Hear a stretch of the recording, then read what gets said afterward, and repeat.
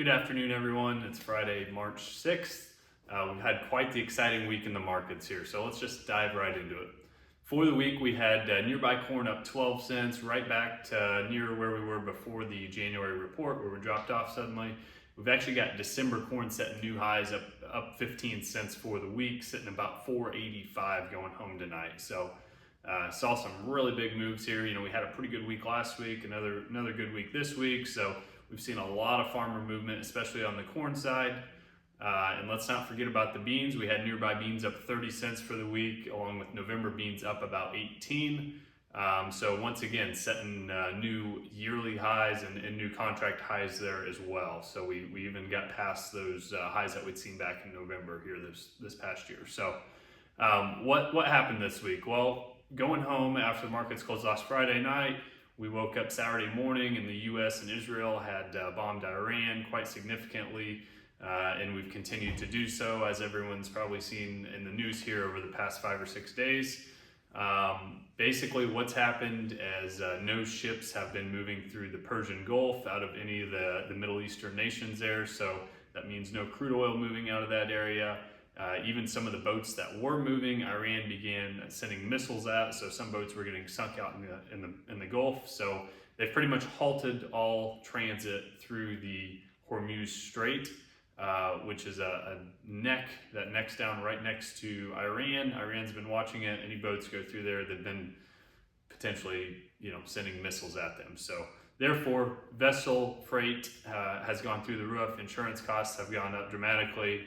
And ultimately it's causing crude oil prices to go up close to 40% this week alone. So we've got crude oil up above $90 per barrel right now. That's up about $25 from where we were this time last week per barrel.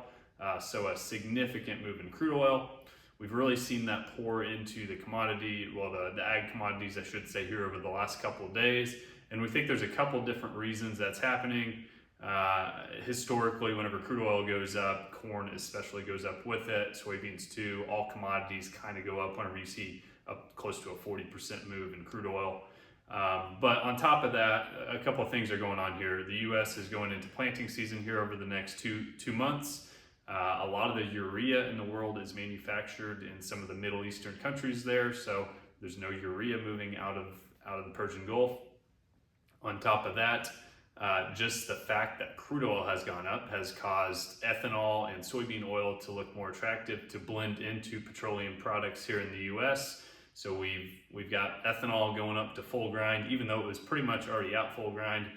There's not a lot of capacity left to increase ethanol production, but this is just going to ensure that the ethanol plants are running max capacity here for the next several months. They can lock in positive margins, so they're going to go ahead and do that. Buy corn, buy any ingredients they need, lock it in, have a good forecast here in front of them.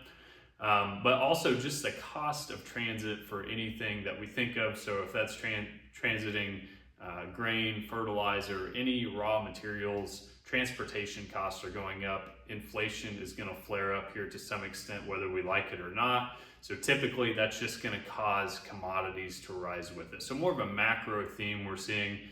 Fundamentally, nothing has really changed. You could honestly argue fundamentally that some things have gotten worse. We just went and bombed one of China's allies, essentially. Iran and China were allies along with Russia. We went and invaded Venezuela earlier this year, now Iran. So I don't know that the Chinese are going to view this as too friendly. And let's not forget that Trump's supposed to go visit China here in the next month or two. I question whether or not that visit will get called off here at some point. And if that does, I really think we'll see a sell-off in soybeans. But for the time being, I think it is notable that fertilizer is going to be harder to get. What fertilizer you're even able to get is going to be more expensive, no doubt. So does this limit corn acres? Do we see corn acres get down closer to the 90 million acre mark?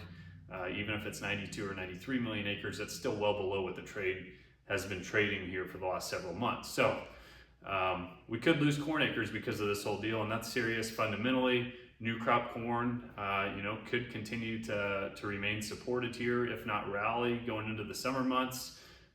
So there are some fundamental factors, especially in new crop playing in because of this scenario.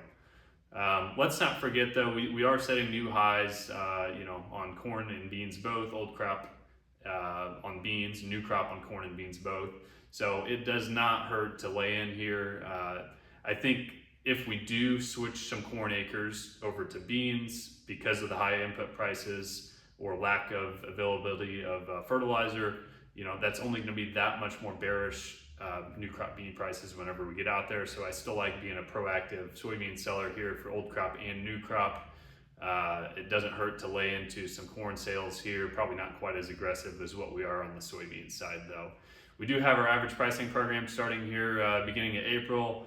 Once again, this whole situation kind of lays into that seasonally volatile time of the year. Are we going to get the acres planted? What's the U.S. weather going to be?